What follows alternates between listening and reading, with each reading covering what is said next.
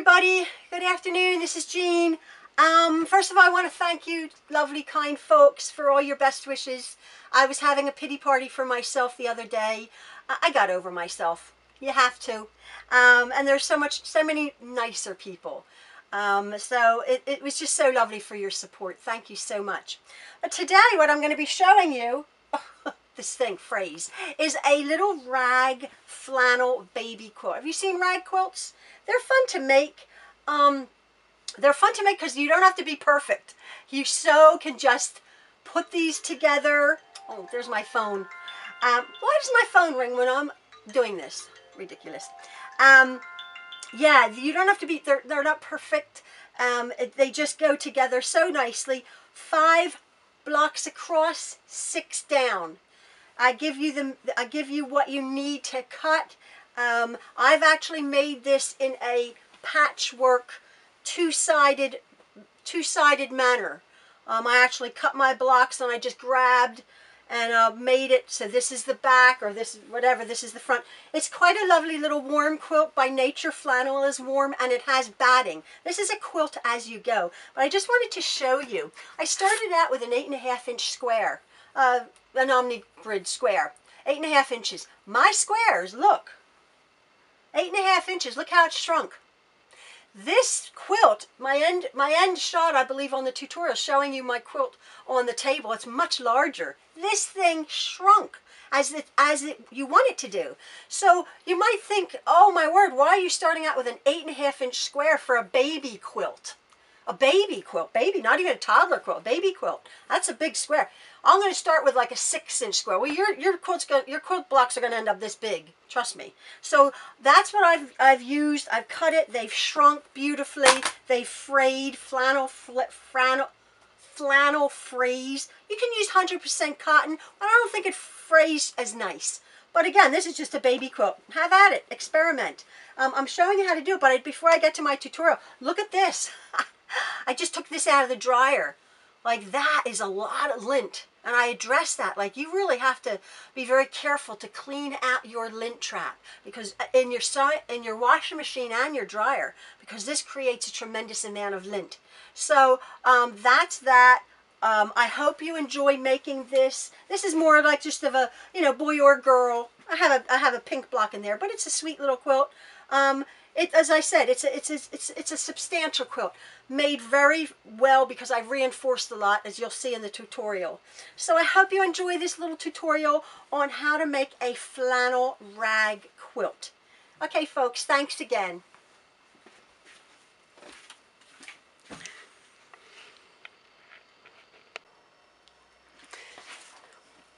So this is what you're going to be needing to make your rag quilt. I'm making this out of 100% cotton flannel. You can make it out of 100% cotton regular fabric.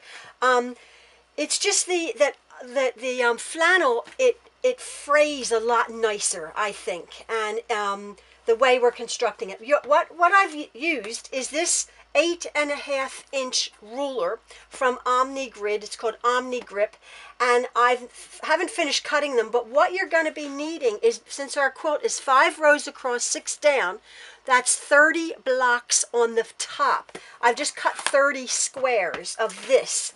I have to cut another 30 because I'm actually doing this in a patchwork method.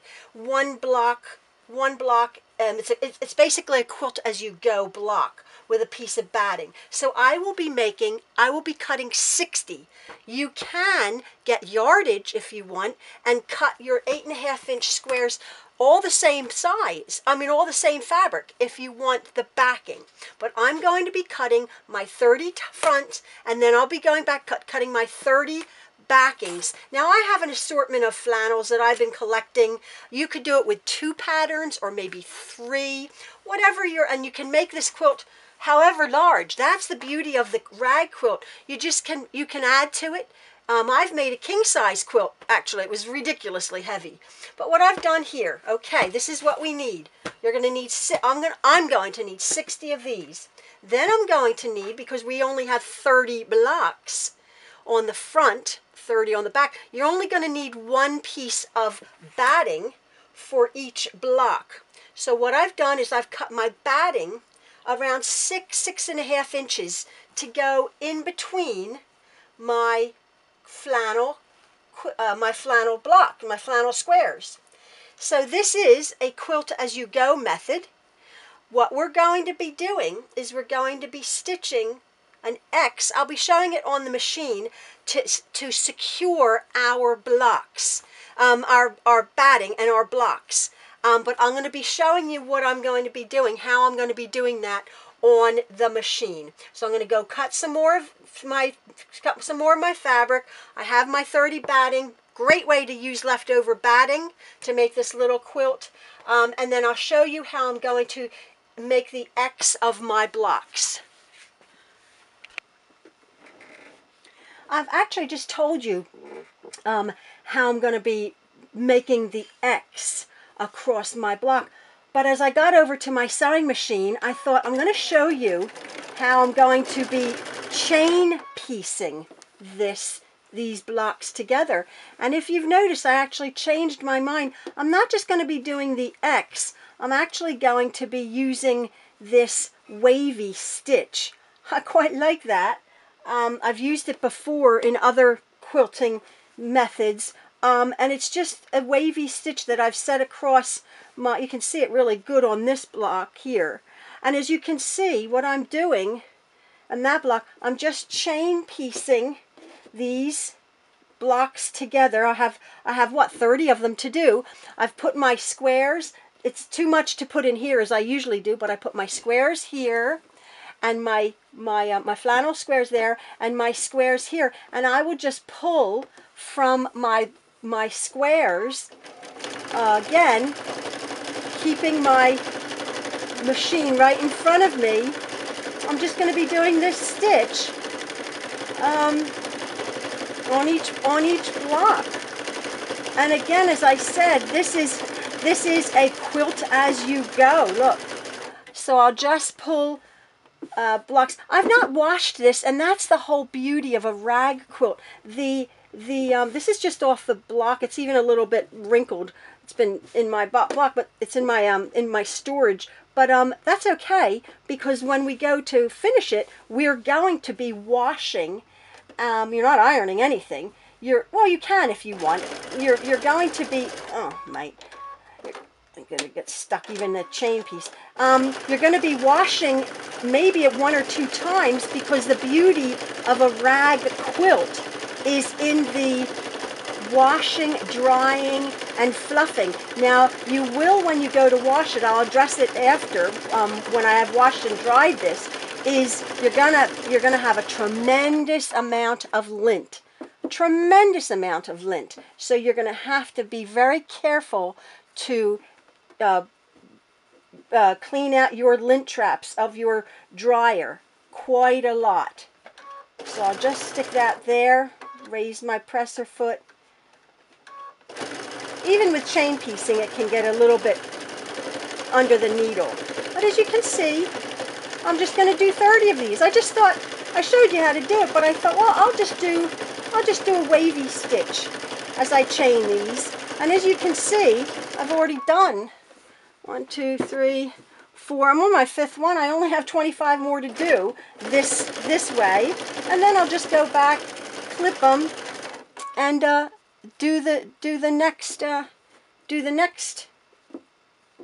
side back, and then I will have 30 finished blocks ready to be constructed. So I'll just finish up here and show you when my blocks are done what we do next. I've sewn all of my squares together, and I have 30 squares. Just as an aside, when I'm chain piecing, I actually don't like, I mean, chain piecing is like you should chain 1,000,000 pieces together, right? That's the whole purpose of it. This would have been 30 squares, and coming back, I actually, when I chain piece, I do break it up a little bit. I did break it up into 10. I don't know why. Chain piecing is supposed to be Yeah, to save time. It saves time. I just like to do, I like to be a little bit more organized. So I did 10 on one side, and then I cut them apart, and then I did 10 on the other side, and then I did 3 lots of 10. However you want to do it, it's up to you. Do all 30 of them. Do a million of them. I don't care. Anyway, we're going to be putting these together, and remember I was saying we're going to be needing 5 rows across and 6 down. But what I'm going to do first, I'm going to construct this, the 6 down. And what I'm going to do is I'm going to start pulling. I'll show you how it ends up, sort of. I'm going to start pulling from my piles, just a configuration of what I like. Now, this is how it's actually going to be constructed. So I like that one. I'll do that one. What we're doing is we're actually putting the wrong sides together. So we're going to be making our blocks, our rows down. Okay, we're not going to be going across. We're going to be constructing rows down. And so what I want to do is I want to get my, hopefully this is in the camera range. This, see how I'm just pinching that? I don't have to pinch it, but like I am, just to see, this is how I'm going to be, I just want to get my pretty colors together. And of course the back is completely different. So I'll just come down here, and I'm going to add 1, 2, 3, 4, 5, 6. Now, if I like that look, which is nice, I'm not really like anal about like making them like, you know, really super matched up, because it is a random patch quilt. But I might like more of a solid next to a more of a pattern, more of a solid next to a pattern type of a thing. Yeah, so there's no, as again I said, there's no real rhyme or reason other than just, you know, just making a configuration that pleases you. Or else just pull it random. Sometimes I just literally just start pulling, because you can get a little bit hung up on a design, and you don't want that. This is supposed to be random. So as you can see, we're going to be sewing these together. So I'm pleased with that. I'm not doing the whole thing, but this just for like demonstration. So what I'll be doing is I'll just like we constructed other blocks. You just take over your first one, your second one, your third one, your fourth one, your fifth one, say your sixth one here. Now, what I'm going to do is I'm going to go over to my sewing machine, and I'm going to grab, and I'm going to sew these two together, and I'm going to be sewing about a good, matching the ends up. Now actually, and you'll see, I cut these all the exact same way, but it sort of bunches up. But the beauty of a rag quilt is that it's like raggy and bunchy and frayed, and a couple of my corners I got really, look at that one, I got really messed up. I might have to go back and do that. I really got dug into the feed dogs there. Nah, that'll be just a rag. You know, like that's the beauty of it. So don't overthink it. Just grab some pretty squares together, and then whatever side, wrong or right side, you're just going to be sewing about, I would say, a little bit over an inch. Again, you may or may not catch that piece of batting. That's absolutely fine. Some of it will catch, some of it won't, the way you've constructed it, but it's going to stay in there. You don't have to worry, because it's secured there and it's secured there.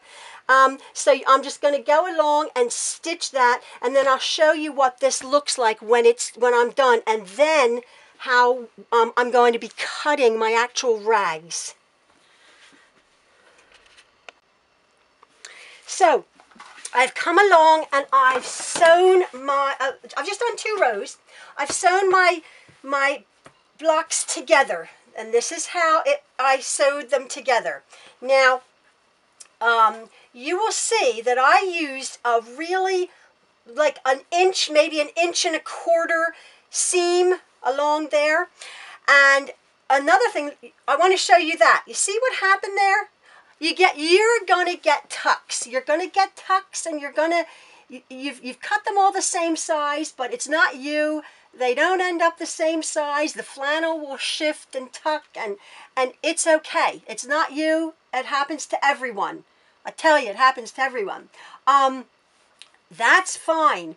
I sewed this about an inch, maybe an inch and a quarter, whatever. The reason I'm saying this is you just have to be consistent when you stitch your rows together, the size that you're stitching your rows together. Okay, now I've started cutting my rags apart, my rags, and I want to show you something. I have a really nice pair of scissors. Oh, they're Fiskars. I do not work for Fiskars, but man, I guess they have nice things. That's my cutter and everything. It's a little bit faded. I use them so much. These are really nice scissors. Anyway, you always, all of you have a pair of scissors. When you start cutting your rags, I'm telling you, you're going to get a blister. I don't care. Well, maybe you won't, but I have a sore from something else on this finger, so there's no way I can do that. So you know me about gadgets and gizmos. I don't ascribe to that school of thought. Having said that, you are going to want to get a pair of rag snips. Okay, that's these. All different manufacturers. I don't know who these are.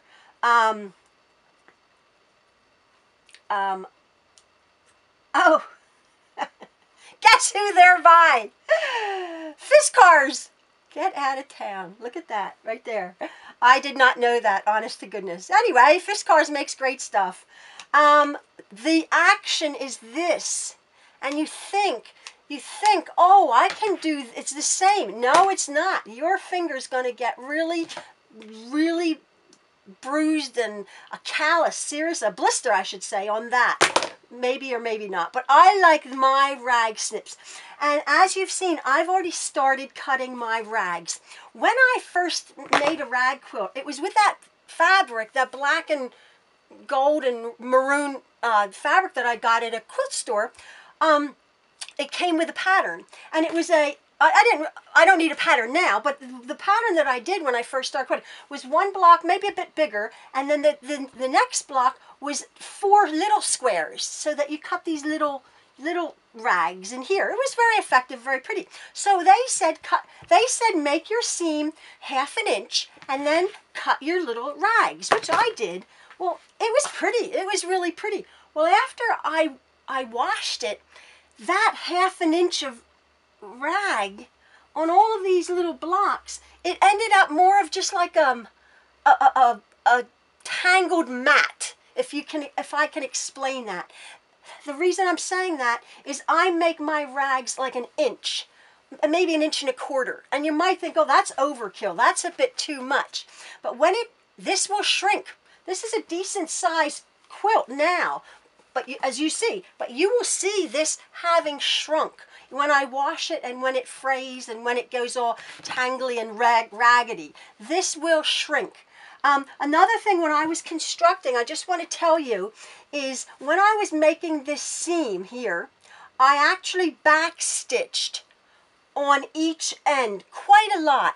Now, in quilting, we don't really backstitch, do we? Because everything gets caught in the next seam, as this does. But I backstitch. I'm trying to figure out why I backstitched. I backstitched because I did. I backstitched. I'm trying to figure out. I think maybe because on this intersection, there's a lot of fabric there.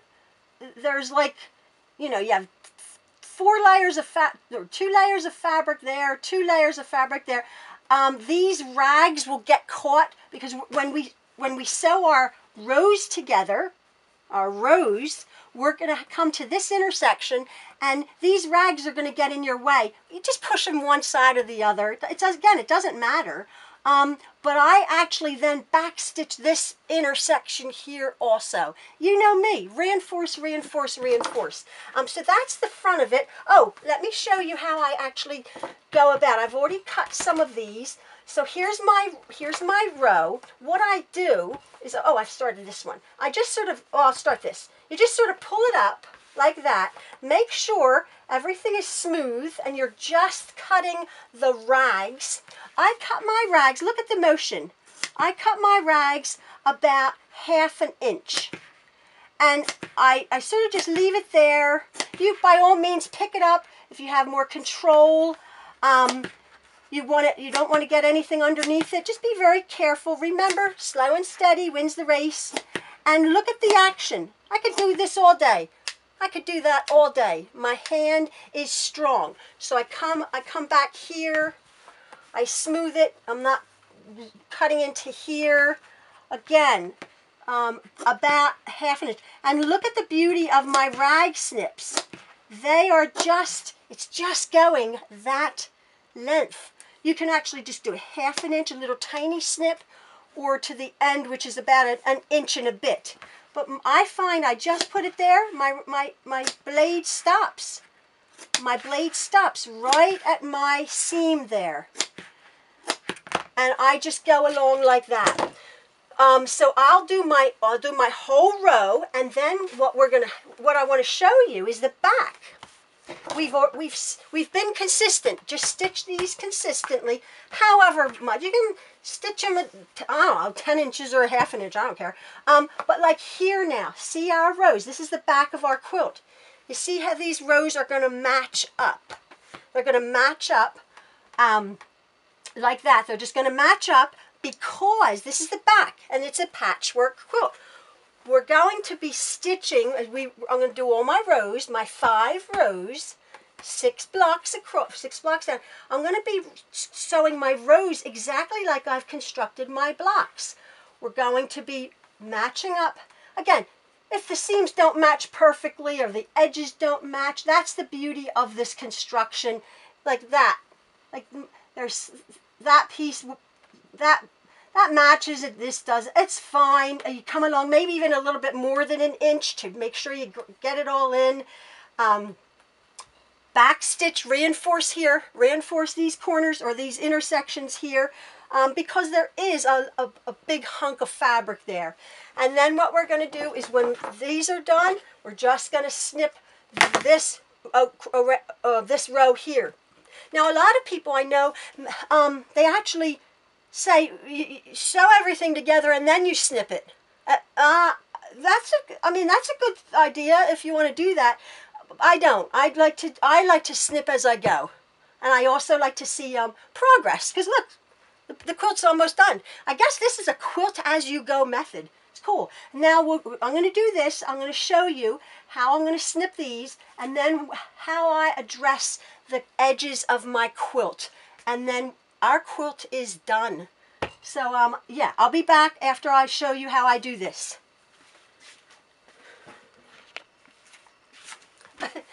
So real quick, I just went to I've just sewed my 3rd row together, and I had just pulled my SD card out of my camera, and I noticed that there were 2 green and white on my 2nd row here, 2 green and white dots together. I didn't even notice it when I was sewing. I bet you guys did. I bet you said, oh my gosh, it's 2 of the same blocks together. Is she gonna fix it? I did. And you know, I went back. Usually I'm not really bothered about that, but I was actually. And you know the back stitching and back stitching and back stitching and back stitching? You see what this is? This is a seam ripper. So anyway, I just went back and look what I did. I just turned it around. I don't have to, I just turned it around. You see, that was sewn onto there. It looked like that.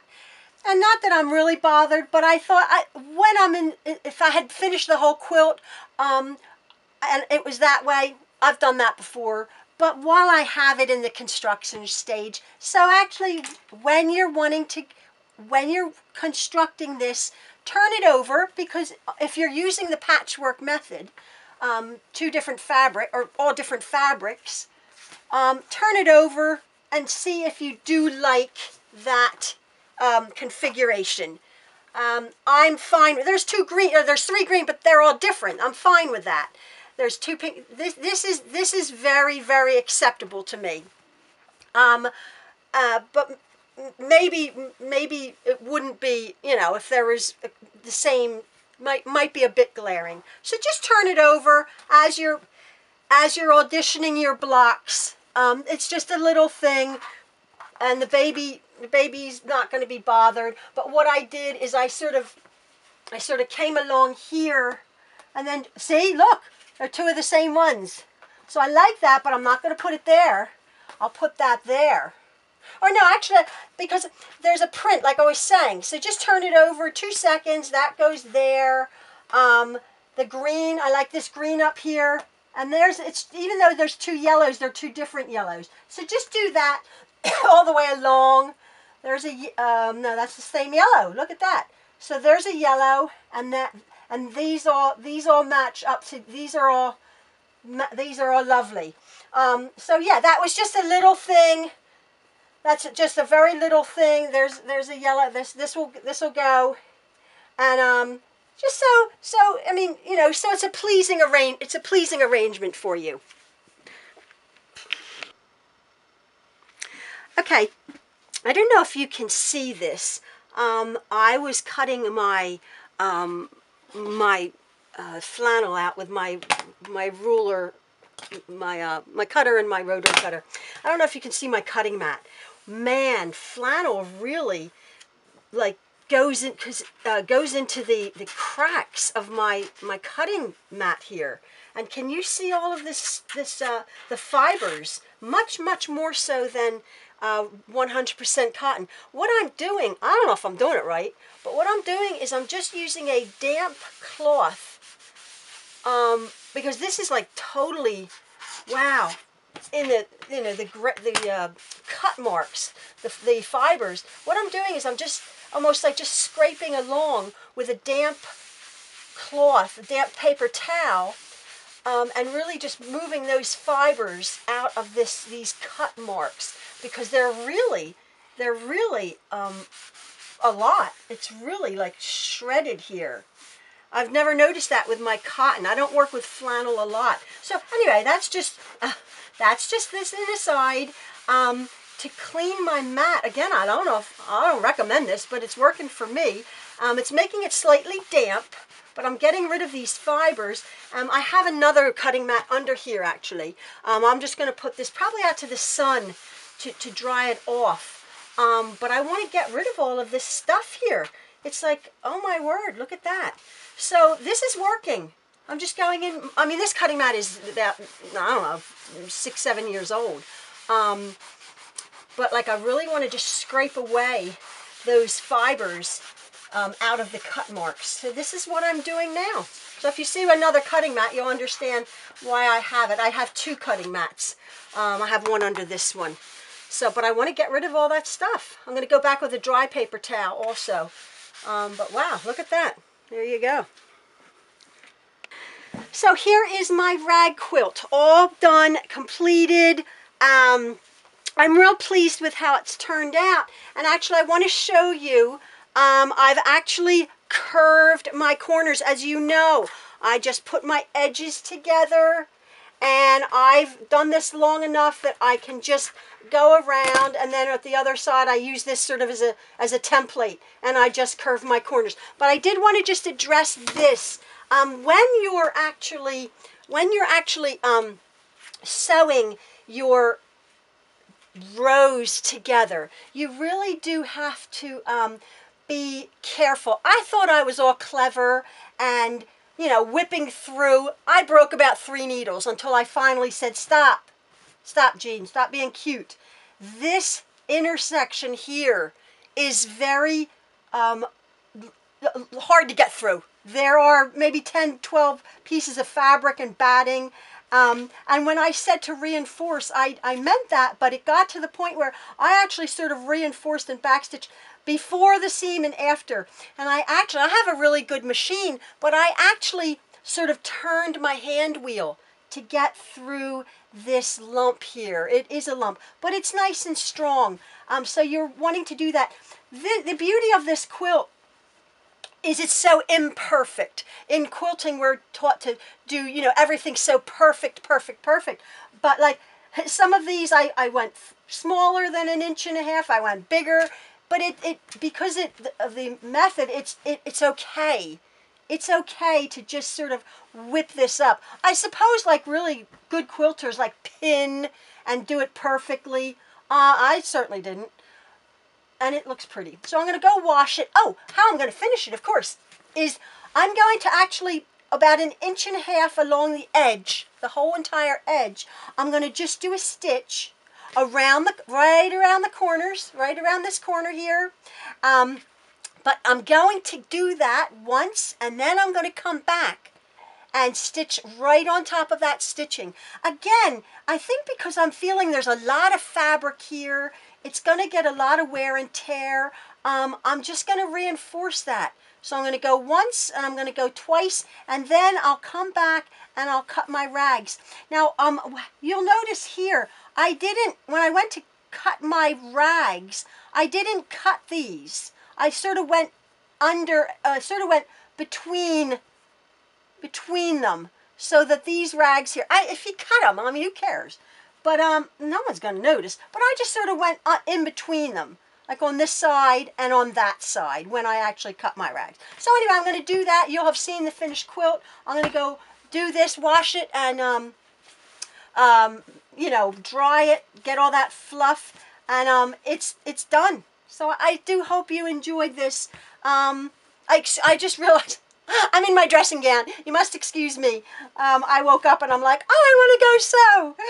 So professional, Jean. Anyway, have at it. Enjoy yourself. And oh, my cutting mat turned out really nice. I had laid it outside. Still some stuff left on it. Well, look at that. Might have to do it again. But these are wonderful. That's why I think they're called self-healing mats. Interesting. Okay, anyway, thank you anyway, folks. Make a nice, pretty little baby quilt. See you later. Bye.